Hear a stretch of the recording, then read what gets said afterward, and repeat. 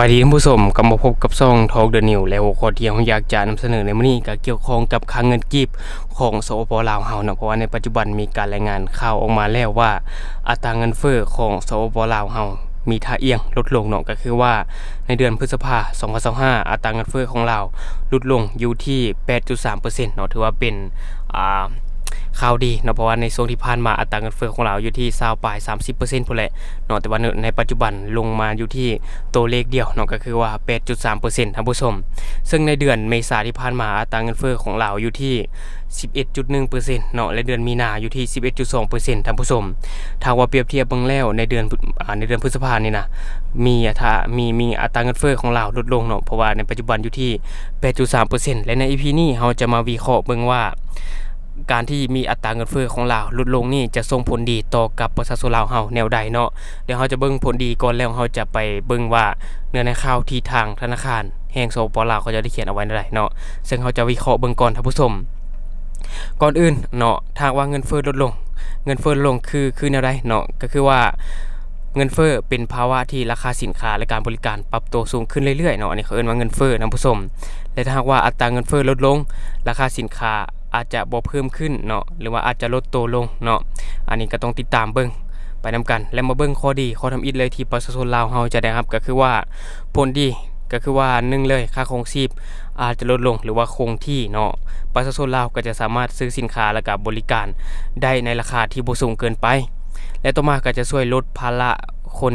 ที่มีรายได้น้อยหรือว่ากลุ่มคนที่เฮ็ดเวียกประจำท่านผู้ชมคนที่มีรายได้เป็นเงินเดือนนั่นน่ะเนาะและต่อมาก็จะเป็นว่าค่าใช้จ่ายในพื้นฐานเช่นค่าเข้าเครื่องใช้หรือว่ายาอาหารน้ำมันต่างๆอาจจะบ่เพิ่มขึ้นหรือว่าอาจจะคงที่หรือว่าลดลงเนาะแต่ว่าในมื้อนี้บ่แม่นในมื้อนี้ท่านผู้ชมขออภัยก็คือเมื่อวานนี้มีการปรับขึ้นน้ำมันเนาะอยู่ที่120กีบนี่แหละ120กีบหรือว่า150กีบนี่แหละอันนี้ก็บ่มั่นใจเนาะเพราะว่าเห็นข่าวเบิ่งผ่านๆอยู่ท่านผู้ชมและต่อมาข้อดีข้อที่2ที่ลาวจะได้รับก็คือว่าค่าเงินกีบเนาะค่าเงินกีบของลาวจะมีเสถียรภาพหลายขึ้นท่านผู้ชมถ้าว่าเงินเฟ้อสูงค่าของเงินกีบก็อาจจะอ่อนค่าลงเรื่อยๆแต่ถ้าว่าเงินเฟ้อลดลงนี่นะค่าของเงินก็มีโอกาสนิ่งหรือว่าฟื้นโตเนาะมันก็จะเฮ็ดให้การนำเข้าสินค้าจากต่างประเทศถูกลงเช่นน้ำมันวัตถุดิบและก็เครื่องจักรต่างๆเนาะเฮ็ดให้คนลาวใช้เงินต่างประเทศน้อยลงเช่นเงินดอลลาร์หรือว่าเงินบาทก็อาจจะหันโตมาใช้เงินกีบแทนเนาะเพราะว่าเงินกีบก็มีเสถียรภาพเนาะและข้อต่อมาก็จะเป็นมันก็อาจจะช่วยฟื้นฟูเศรษฐกิจภาคครัวเรือนเนาะท่านผู้ชมก็คือว่าเมื่อของหรือว่าสินค้าที่เราไปซื้อมันบ่แพงเนาะประชาชนก็จะมีเงินเหลือหลายขึ้นเนาะมีเงินเก็บหลายขึ้นและถ้าหากว่ามีเงินเก็บหลายขึ้นก็มีโอกาสที่จะออมหลายขึ้นหรืออาจจะใช้เงินกับสิ่งที่จำเป็นอื่นๆเช่นสุขภาพการศึกษาหรือว่าบางคนก็มีความคิดที่จะริเริ่มเป็นเฮ็ดธุรกิจส่วนตัวเนาะถ้าหากว่ามีเงินเก็บและบัดนี้ส่งผลดีต่อการลงทุนท่านผู้ชมถ้าว่าอัตราเงินเฟ้อลดลงนี่นะมันก็จะส่งผลดีต่อการลงทุนเฮ็ดให้นักลงทุนต่างประเทศและต่างชาติเชื่อมั่นหลายขึ้นแน่นอนถ้าว่ามีความสามารถหลายขึ้นความบ่แน่นอนก็ลดลงมันบ่เพราะว่านักลงทุนเขาย่านความบ่แน่นอนเด้เนาะแต่ถ้าหากว่าเงินกีบมีความแน่นอนก็จะเฮ็ดให้นักลงทุนกล้าลงทุนเช่นเปิดกิจการซื้อขายแลกเปลี่ยนอยู่ในสปป.ลาวแล้วก็ส่งเสริมการจ้างงานการกระตุ้นเศรษฐกิจโดยรวมในประเทศลาวเนาะอันนี้ก็ถือว่าเป็นเรื่องที่ดีในข้อที่4และข้อที่5เองแน่นอนมันก็จะเป็นผลดีต่อกับภาครัฐบริหารการเงินได้ง่ายขึ้นเพราะว่าทางเงินเฟ้อของเราควบคุมได้รัฐบาลก็สามารถวางนโยบายการคลังและก็การเงินได้มั่นคงขึ้นเนาะเช่นอัตราดอกเบี้ยและก็งบประมาณอย่างต่างๆเนาะเฮ็ดให้โอกาสการกู้เงินจากต่างประเทศเนาะดีขึ้นเพราะว่าเสถียรภาพของประเทศดีขึ้นถ้าว่าประเทศเฮาดีเฮาก็ไปกู้เงินจากต่างประเทศก็ได้คือกันเพราะว่าประเทศเฮามีเสถียรภาพเนาะมีความมั่นคงนะอันนี้ต้องย้ำอีกครั้งนึงเนาะถึงแม้ว่าอัตราเงินเฟ้อจะลดลงแต่ว่าเศรษฐกิจโดยรวมยังบ่ฟื้นโตเนาะสิ้นรายได้ประชาชนยังบ่เพิ่มขึ้นหรือว่าคนเฮายังตกงานประชาชนยังตกงานประชาชนยังว่างงานหรือว่ามีรายได้ซ้ำเก่าเนาะหรือว่าประชาชนอาจจะยังบ่รู้สึกดีขึ้นทันทีเฮาต้องเบิ่งปัจจัยอื่นๆประกอบเช่นค่าแรงแล้วก็โอกาสจ้างงานเสถียรภาพของภาคการเกษตรแล้วก็อุตสาหกรรมแล้วก็การท่องเที่ยวเนาะอันนี้เบิ่งโดยรวมบ่แม่นว่าอัตราเงินเฟ้อลดลงแล้วการดำเนินชีวิตหรือการใช้ชีวิตของประชาชนนี่คือเก่าอันนี้มันก็บ่ได้มีผลหยังมันก็ซ้ำเก่านะแต่ถ้าหากว่าอัตราเงินเฟ้อลดลงแล้วหลายๆอย่างปรับเปลี่ยนไปเฮ็ดให้การดำรงชีวิตหรือว่าการใช้ชีวิตของประชาชนลาวเนาะดีขึ้นหรือว่าค่าครองชีพต่ำลงรายได้เพิ่มขึ้นอันนี้ก็ถือว่าเป็นเรื่องที่ดีที่ให้ ประชาชนลาวอยู่ดีกินดีเนาะ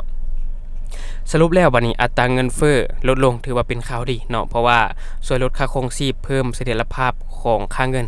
สร้างความมั่นใจต่อเศรษฐกิจซึ่งสุดท้ายแล้วจะช่วยให้ประชาชนลาวหายใจได้โล่งขึ้น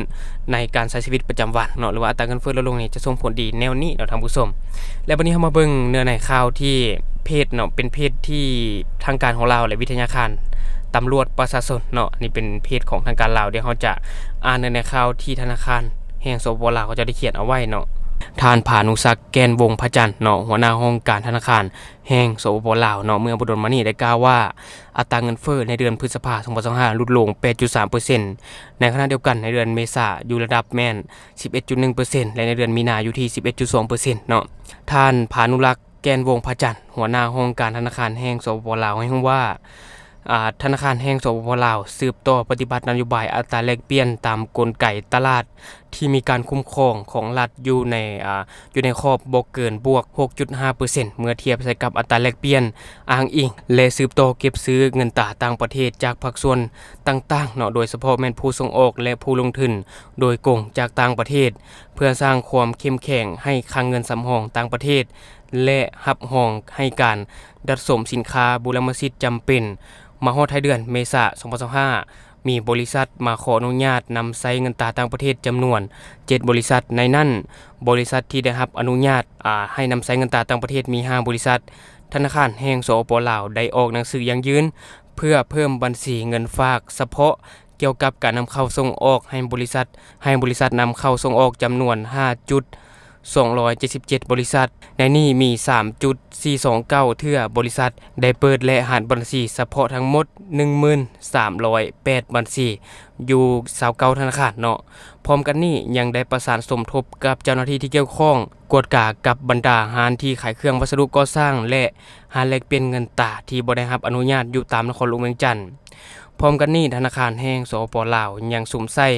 การรักษาเสถียรภาพทางด้านราคาก็คืออัตราเงินเฟ้อโดยได้ค้นคว้าและนำใช้บรรดาเครื่องมือนโยบายเงินตราเพื่อคุ้มครองปริมาณเงินตราในเขตจราจรหรือว่า M2 ให้อยู่ในระดับที่แท้เหมาะกับสภาพเศรษฐกิจแสดงออกก็คือว่า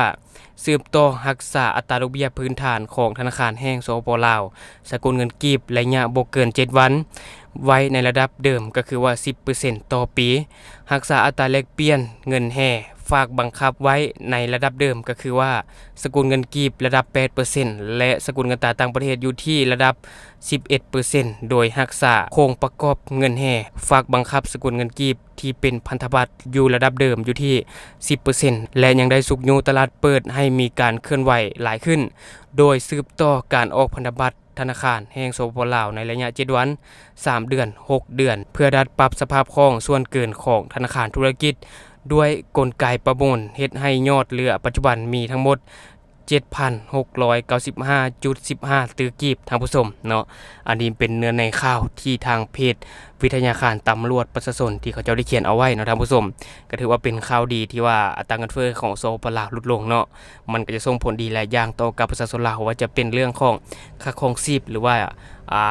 ส่งผลดีต่อกับประเทศชาติเกี่ยวกับการลงทุนอย่างต่างๆเนาะทางผู้ชมหรือว่าสร้างความเชื่อมั่นหรือว่ามีความเสถียรภาพเป็นประเทศที่มีความเสถียรภาพมีความมั่นคงเนาะอันนี้เราก็ติดตามไปนำกันว่ามันจะเป็นแนวใดเราก็ต้องเบิ่งว่า